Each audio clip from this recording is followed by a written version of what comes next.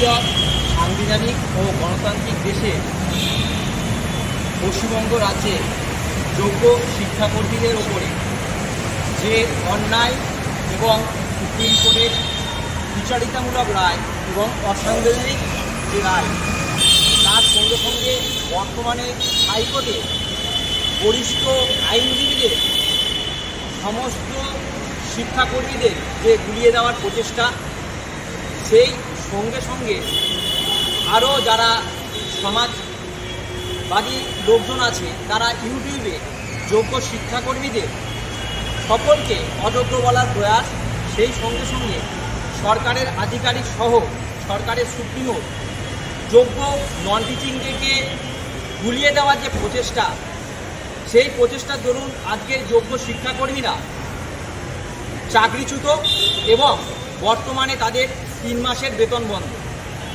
সকল সমাজ মাধ্যম এবং সোসাইটি আজকে প্রশ্ন তুলতে শুরু করেছে 2016 থার্ড RLSTর মাধ্যমে নন টিচিং পোস্টে যারা নিযুক্ত হয়েছিল তারা সকলে অযোগ্য কিনা।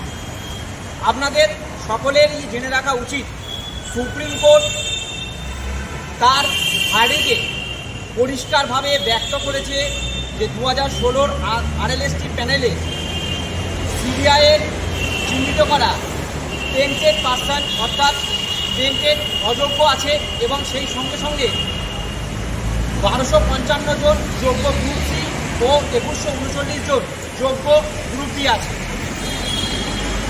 তাদেরকে সকলে আজকে গুলিয়ে দিয়ে মারার চেষ্টা চলছে।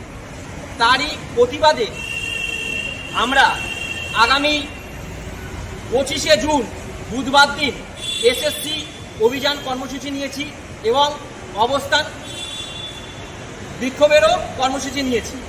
যতদিন পর্যন্ত না তারা আমাদের এই 3টি দাবি পূরণ করবে ততদিন পর্যন্ত কিন্তু আমাদের এই অবস্থান কর্মসূচি অব্যাহত থাকবে। 1 নম্বর দাবি হলো আমাদের এই যোগ্য 1255 জন গ্রুপ সি এবং যোগ্য 2139 জন গ্রুপ ডি অর্থাৎ টোটাল 3393 জন যোগ্য শিক্ষাকর্মী লিস্ট, সার্টিফাইড লিস্ট অবিলম্বে প্রকাশ করতে হবে। 2 নম্বর, সকল ওএমআর কপি যেগুলো সিবিআই উদ্ধার করেছে সেই ওএমআরের স্ক্যান কপিগুলো এসএসসির ওয়েবসাইটে আপলোড করতে হবে। এবং 3rd, যেটা আমাদের এই 1255 জন যোগ্য গ্রুপ সি ও 2139 জন যোগ্য গ্রুপ ডি কে অবিলম্বে আইনি পদ্ধতি মেনে স্কুলে ফেরাতেই হবে যে কোনো পদ্ধতিতে। সুপ্রিম কোর্ট যেখানে বলেছিল যে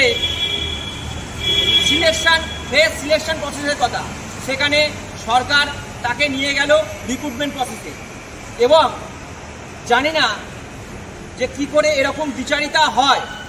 সেখানে একদল টেন্টেড চিহ্নিত যাদেরকে সিবিআই তার লিস্ট জমা দিয়েছিল এবং এসএসসি চেয়ারম্যান সেই এফিডেভিটও জমা দিয়েছিল, তারপরেও শুধু অ্যাজামশনের বসে আজকের এই চাকরি প্রক্রিয়া ক্যান্সেল করা হয়েছে। আমাদের প্রশ্ন হলো যে জানি অপরাধীর শাস্তি হয়, তাই বিনা অপরাধে এই 7 বছর চাকরি করার পরেও কারোর কোনো 5 বছরের অভিযোগ না থাকার পরেও কী করে আমাদেরকে এই শাস্তি দেওয়া হচ্ছে, নতুন পরীক্ষা পদ্ধতিতে বসতে বলা হচ্ছে এবং সমাজ সেখানে আরও সুন্দর করে সাজিয়ে বলছে তোমরা যোগ্য, তাহলে যোগ্যদের পরীক্ষায় বসতে কিসের ভয়। আমরা যখন এই কম্পিটিটিভ প্রিপারেশান নিচ্ছিলাম তখন সেটা ছিল 10 বছর পূর্বে এবং সেইখানে আমাদের কোনো মেন্টালি প্রেশার এবং পরিবারের দায়িত্ব ছিল না। বর্তমান পরিস্থিতিতে দাঁড়িয়ে 10 বছর পরে আমাদের মেন্টাল প্রেশার এসছে, বাড়ির সংসারের দায়িত্বর ভার এসছে, সেখানে দাঁড়িয়ে আজকের 7 বছর যোগ্যতার সঙ্গে মেধার সঙ্গে চাকরি করার পরেও আজকের বেতন বন্ধ।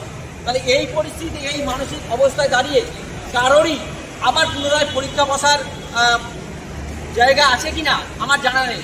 যারা এই কথাটা বলছে তারা একবার বিবেচনা করে দেখুক যে তারা 10 বছর আগে যে পরিস্থিতিতে ছিল আর 10 বছর পরে আর যে পরিস্থিতিতে আছে সেখান থেকে ফিরে দিয়ে আবার সেই পরিস্থিতিতে তারা নতুনভাবে সেই জায়গায় পরীক্ষা দিয়ে সেই জায়গায় চান্স পেল কিনা। তো আরেকটা জিনিস আমরা জানি, এডুকেশন ডিপার্টমেন্ট যে কিনা আমাদের সমাজ গড়ার কারিগর, অর্থাৎ শিক্ষা সকলকে গড়তে সাহায্য করে। তাহলে এই এডুকেশন ডিপার্টমেন্টের সকলের উচিত যে আমাদের ওয়েস্ট বেঙ্গলে যে বিপর্যয় ঘটেছে সেই বিপর্যয়কে এখানেই সমাপ্তি ঘটানো। অর্থাৎ সকলের উচিত যে বিপর্যয় ঘটেছে সেই বিপর্যয় যাতে আর ভবিষ্যৎ প্রজন্মকে আর দেখতে না হয়, তাই এখনই আমাদের সঙ্গে এই 25 তারিখের যে অভিযান এবং অবস্থান সেখানে দাঁড়িয়ে যোগ্য অযোগ্যের লিস্ট সকল ওইমার পাবলিশ করে যোগ্যদেরকে স্কুলে ফেরানোর সকল প্রয়াস করার চেষ্টা করা। আর না হলে ভবিষ্যৎ প্রজন্মও কিন্তু এই সমস্যার সম্মুখীন হবে।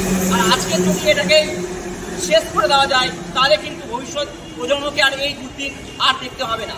তাই আমি সকলকে অনুরোধ করব যে যারা এখন কর্মরত শিক্ষক শিক্ষিকা আছেন এবং কর্মরত নন টিচিং অর্থাৎ শিক্ষাকর্মী আছেন, তারা আমাদের এই অভিযান এবং অবস্থান বিক্ষোভে আসুন।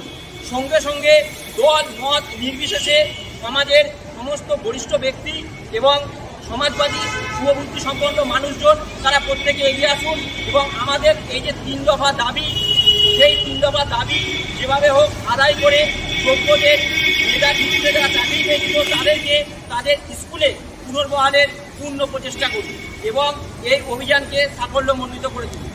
এরপরে